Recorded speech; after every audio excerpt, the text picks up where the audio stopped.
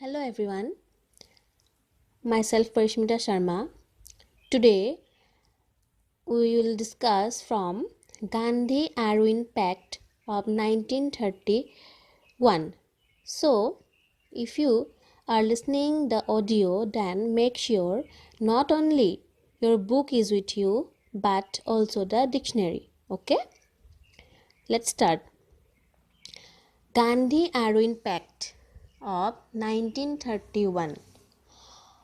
The Gandhi-Arvind Pact was a political agreement signed by Mahatma Gandhi, Mohandas Karamchand Gandhi, and Lord Irwin, the then Viceroy of India,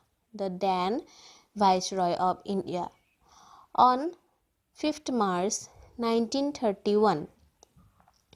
The two leaders, meaning Mahatma Gandhi from Indian National Congress side and Lord Irwin from British side, had 8 meetings, and Gandhi was much impressed by Irwin's sincerity. Now see the proposal of Mahatma Gandhi to the British government. First, discontinuation of salt marsh by the Indian National Congress. Congress would participate in the second roundtable conference as the first was boycotted by the Indian National Congress. Third point, withdrawal of all ordinances which were issued by the Government of India or British government to curb the activities of the Indian National Congress. Fourth point, release of prisoners arrested for participating in the salt march. Next, removal of tax on salt, and with this it may allow the Indians to produce salt, trade and sell salt legally and for their own private use. But many British officials in India and in Great Britain opposed this agreement or Gandhi-Irwin Pact of 1931. Some British officials even said that Gandhi-Irwin Pact would destroy the British government or British Raj. They thought it's a humiliating treaty or agreement for the British government. Now, let's see the reply of the British government. They agreed to withdraw all ordinances and end prosecutions. Release all political prisoners. They agreed to release all political prisoners except those guilty of violence.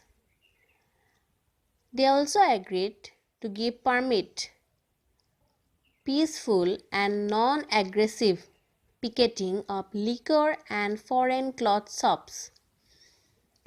Next, restore confiscated properties of the Satyagrahis. Restore confiscated properties of the Satyagrahis. Next, permit free collection or manufacture of salt by persons near the sea coast and lift a ban over the Congress. So, because of this Gandhi-Irwin Pact, Indian National Congress under the leadership of Mahatma Gandhi agreed to suspend the civil disobedience movement. Now see the second round table conference of 1931.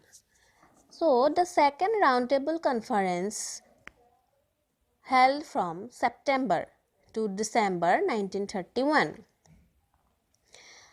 See, there were 3 roundtable conferences held between the British government and Indian national leaders or political personalities.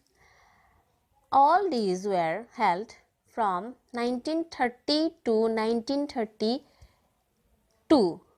See, all these were held from 1930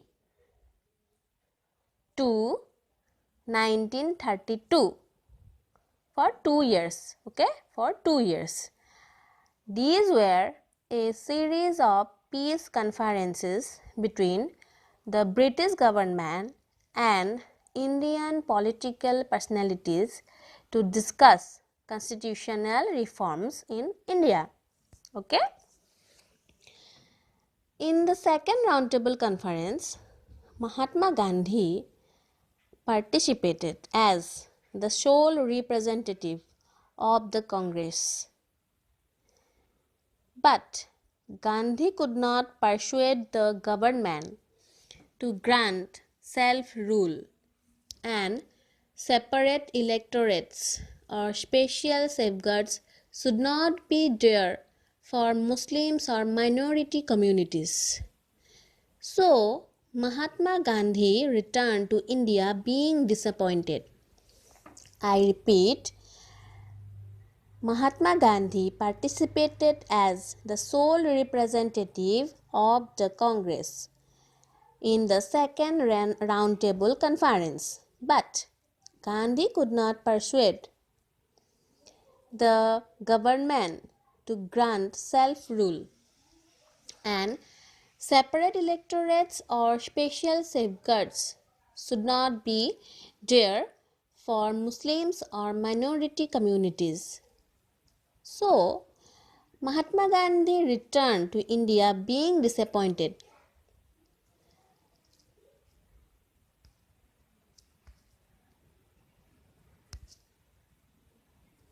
Okay. So, he decided to restart the civil disobedience movement. Okay. So, he restarted the civil disobedience movement in 1932. But before the movement actually started, Gandhi was arrested along with Vallabhbhai Patel, who at the time was the president of Indian National Congress. Now, in 1932, the British government took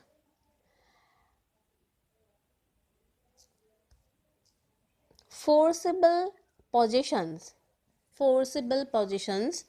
of the office of the Congress. So forcible possession. So forcible means done by force, and possession the state of having or owning or controlling something. So forcible possession meaning forcibly seize or forcibly occupy the Congress possessions by the British government. Again, lathi charges were common to break the gathering of the activists or the rebels. Whipping or beating became a common punishment, and even the women and children were not spared. They were also mercilessly beaten by the police. The freedom of the press was also curtailed. Curtail meaning reduce or impose restriction on the press. Again, nationalist literature, poems, stories and novels were banned on a large scale because these poems, stories and novels actually encouraged the people, the ordinary people in the freedom struggle or stand against the British government. Okay. But Yet the movement continued. Yet the movement continued to linger on. So, linger on is a phrase which means continued or remain for long time. Yet the movement remained for long time. But gradually the political enthusiasm or the encouragement or the spirit of the people became less and less, and they went to a depressed state. So, the movement was suspended in May 1933 and completely withdrawn in May 1934. Though the civil disobedience movement ended, but this movement demonstrated the awakening of the political consciousness among the Indian masses, among the ordinary Indians, ordinary Indian people. At the same time, it exposed the British rule in India in all its ugly side and lowered its prestige in the eyes of the world. Now see, Communal Award of 1932.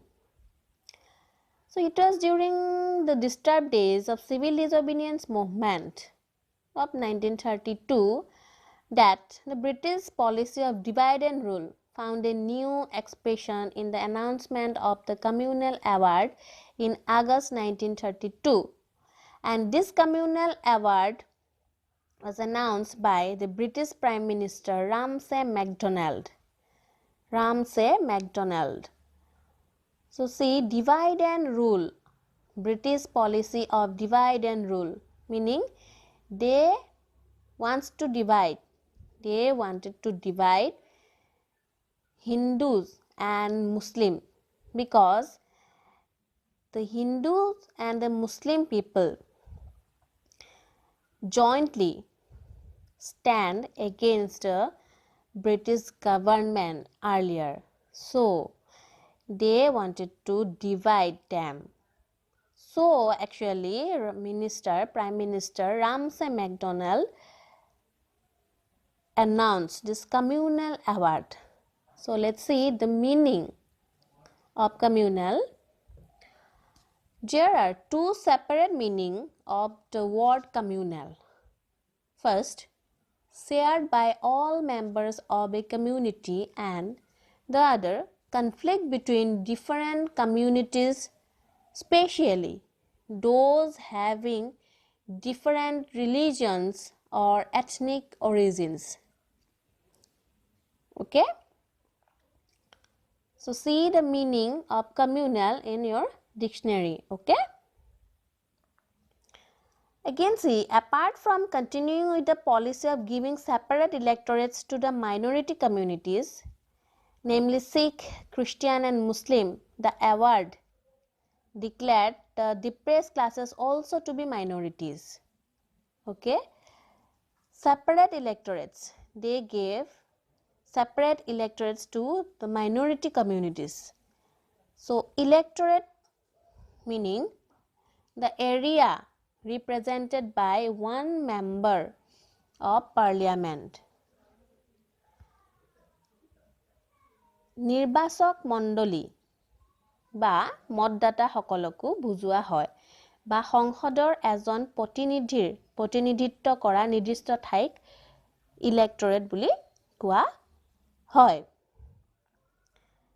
So the British government, especially the Prime Minister Ramsay MacDonald, give separate electorate to the minorities, and thus they were separated them from the rest of the Hindus. All the minorities like Sikh, Christian, Muslim and the depressed classes were separated from the Hindus. So on this issue, Mahatma Gandhi undertook a fast unto death. At that time, he was in jail. See, but he succeeded in getting the Pune Pact of 1932, by which the depressed classes along with other Hindus were benefited. So, let's take a look on the Pune Pact.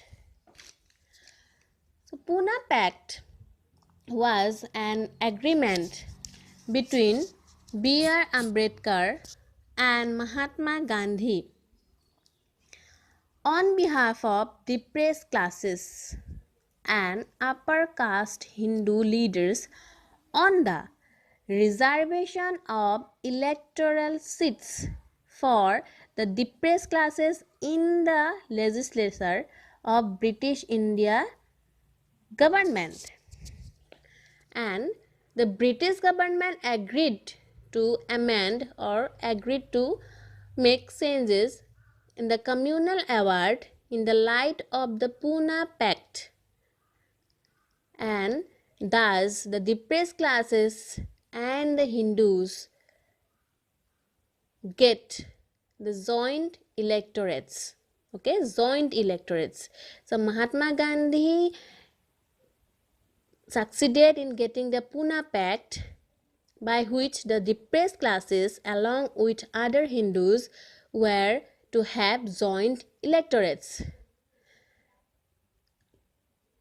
Gandhi soon got fully involved in the anti-untouchability movement, and he found Harijan Sevak Sangh.